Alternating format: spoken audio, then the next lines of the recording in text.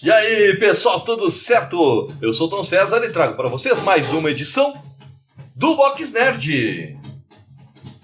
E hoje a gente vai falar sobre quadrinhos. A gente sempre acaba falando um pouco mais de cinema, um pouco mais sobre animações.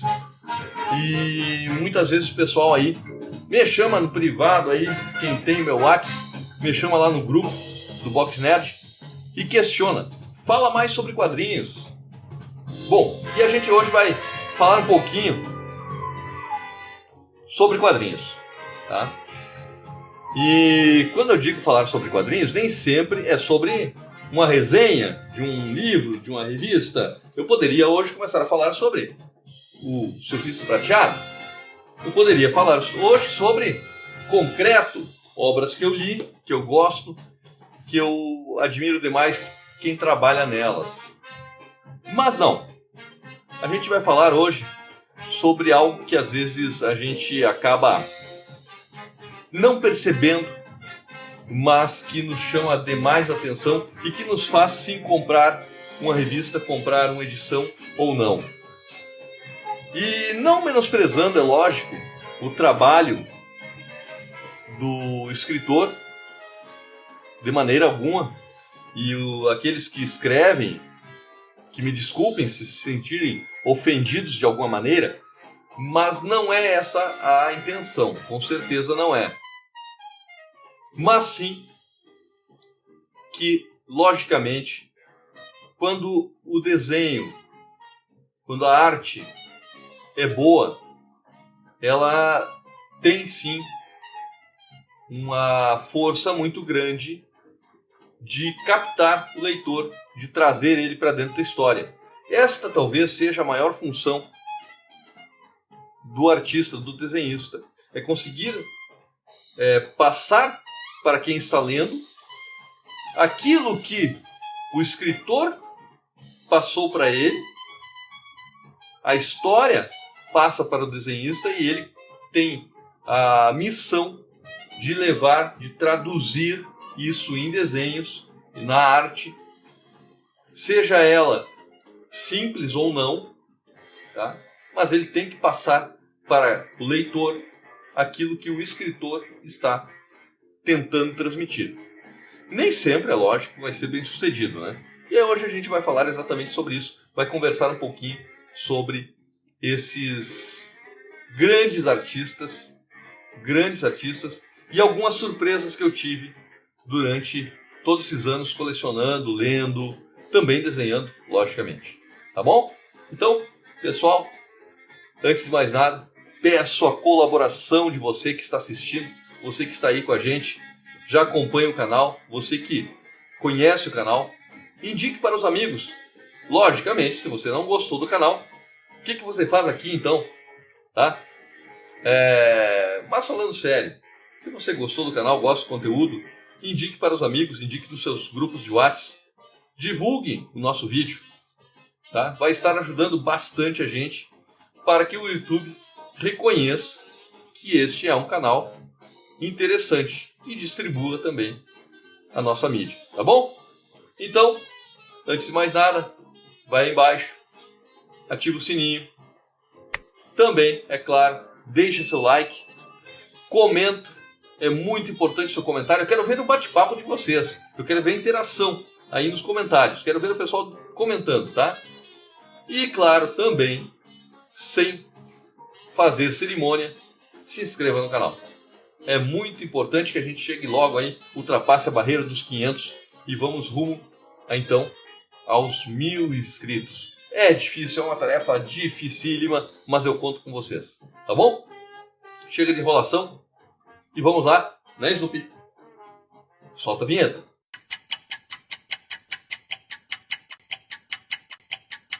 Então, pessoal, olha só. Como eu disse antes, a gente vai falar aqui um pouquinho sobre a arte, né? A arte nos quadrinhos, a importância da arte nos quadrinhos. Não especificamente, não vamos trazer aqui a história dos desenhistas dos quadrinhos, toda uma linha do tempo, todo esse negócio. Mas sim fazer alguns comentários interessantes que eu vi ao longo dos tempos, né? Ao longo desse período como colecionador, como leitor, também como desenhista, algumas coisas que me chamavam a atenção. E daí sim, vou fazer uma recapitulação, né? Lá atrás, bem lá atrás, há muito e muito tempo, eu como leitor, como criança ainda, obviamente que me sentia atraído pelos quadrinhos coloridos, os quadrinhos infantis que me eram apresentados, certo? Então ali vinha tudo, Turma da Mônica, que agora tem essa polêmica, né? Uma polêmica aí incrível que foi gerada aí nas últimas semanas sobre o Maurício de Souza e um outro senhor lá, um fulano qualquer, que diz que quadrinho não é literatura. Bom, é opinião, a questão de opinião, né? Inclusive muitos leitores, colecionadores dividem as opiniões, né? Se é ou não é literatura. Do meu ponto de vista, aqui brevemente, não é esse o intuito deste conteúdo, mas brevemente não posso escapar, né? De deixar a minha opinião. A minha opinião é de que quadrinho é sim literatura. Tá? É uma arte sequencial, é a nona arte, é diferente da literatura tradicional? Sim. Mas, no sentido de que o quadrinho tende a entregar uma narrativa, tende a entregar uma história e tende a adaptar, muitas vezes, algum livro, alguma obra literária, para que também tenha a parte visual casada, então, e aí nós vamos chegar no tema do nosso canal hoje, né? Nosso conteúdo. Quando tu consegue fazer esse casamento da arte com o que foi escrito, antes de mais nada, quem escreveu, sim, escreveu literatura. É uma literatura. Nem sempre é entregue ao desenhista, e temos inúmeros casos que não precisamos citar aqui, mas nem sempre é entregue a um desenhista um roteiro para quadrinhos. Às vezes é entregue diversos tipos de roteiros. Cada argumentista, cada roteirista tem um método de entregar o seu roteiro para o desenhista. Nem sempre é aquele método, página 1, quadrinho 1, tal coisa acontecendo, página 2, splash page, fulano salta do edifício. Não, nem sempre é assim. Às vezes o cara entrega simplesmente um roteiro que é quase um romance e diz, te vira, faz o teu jeito, né? E é o que acontece muitas vezes sim, a gente sabe disso.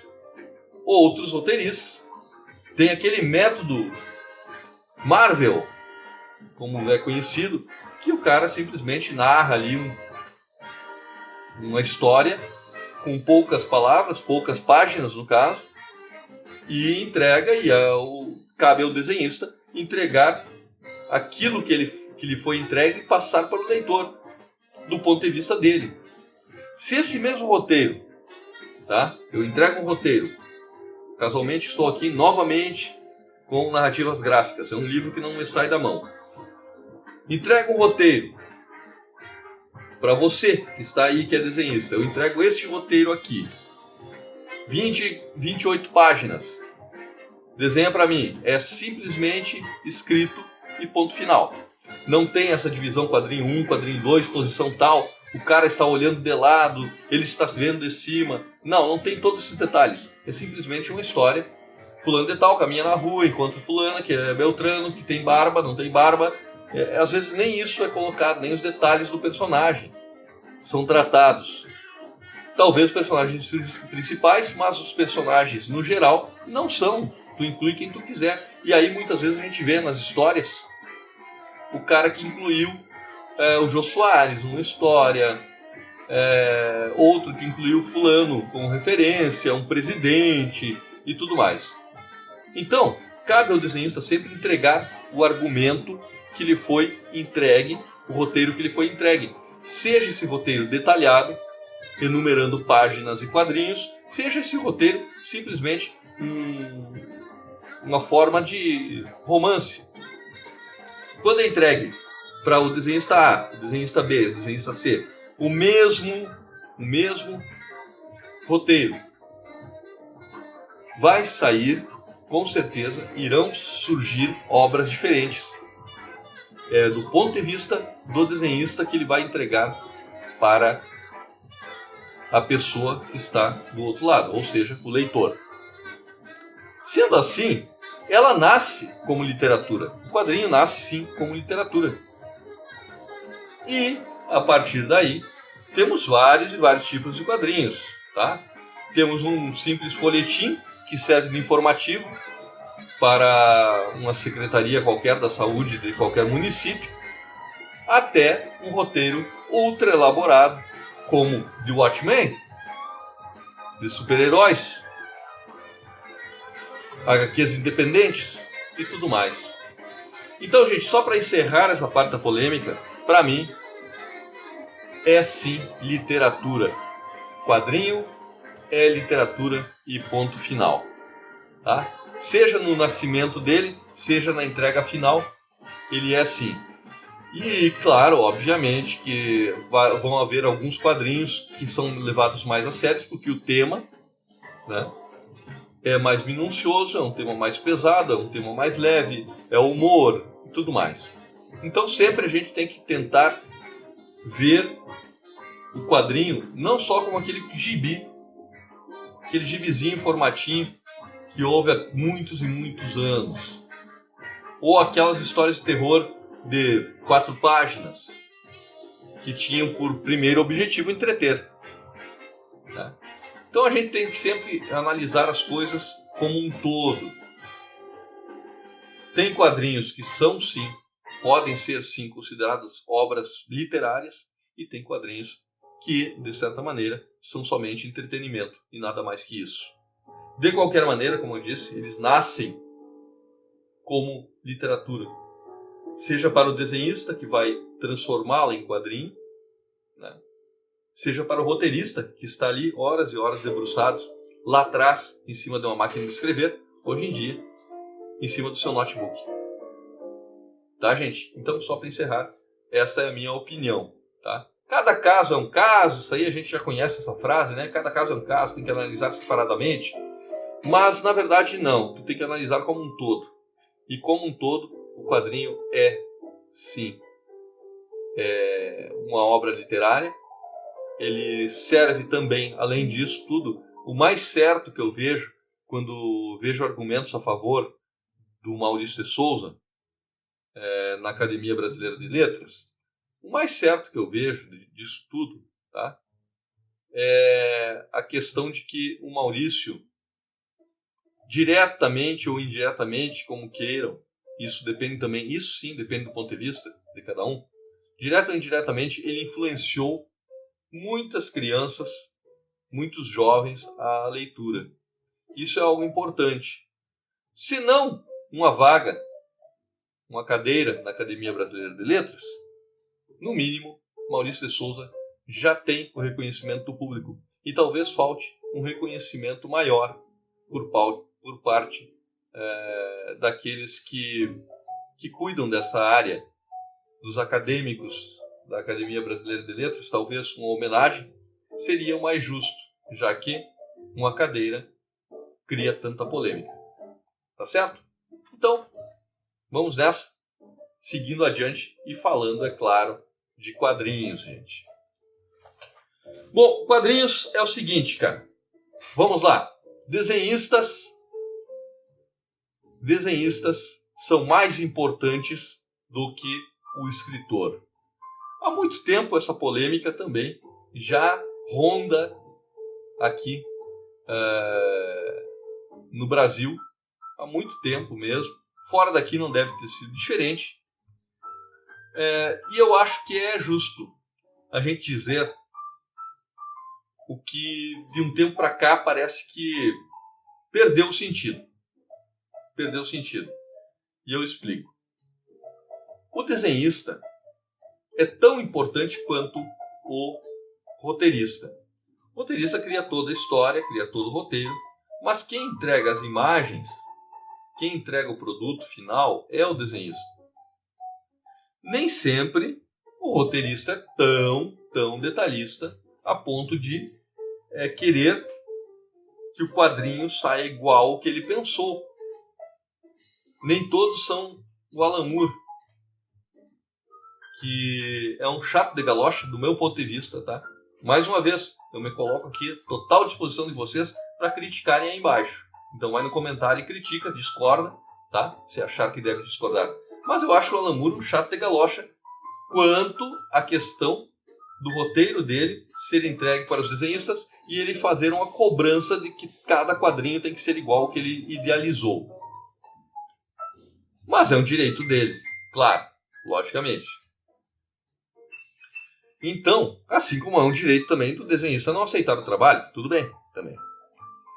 Sendo assim, gente, muitos desenhistas, e eu digo que grande maioria deles, conseguem ter uma autonomia bem grande, se não total, bem grande sobre a obra que está desenhando. E aí eu cito tantos e tantos e tantos, assim como John Byrne, que escreve, desenha, escreve, roteiriza, arte finaliza e tudo mais. Nem todos são John Byrne ou Frank Miller, que também escreve, desenha, roteiriza, arte finaliza e tudo mais. Will Eisner, poucos fazem tudo isso aí. Poucos fazem tudo isso aí e são conhecidos por fazerem tudo isso. Mas com certeza a gente pode aqui citar alguns, como eu já citei esses, né? Se forçar um pouquinho a memória, vamos lembrar de outros. Tá? Mas não é essa a intenção. A intenção é ver que o desenhista tem que passar a mensagem do roteirista e alguns desenhistas realmente conseguem ser o ponto máximo da história. Ou seja, ser aquele que fica à frente. Como uma banda de rock, por exemplo, e eu vou citar aqui alguns exemplos. Mas principalmente, vou falar aqui do The Doors, uma banda de rock, onde o principal era o vocalista. Mas nem sempre é assim. Às vezes o baixista é o destaque, às vezes o baterista, às vezes o guitarrista, né? E às vezes a banda é um coletivo.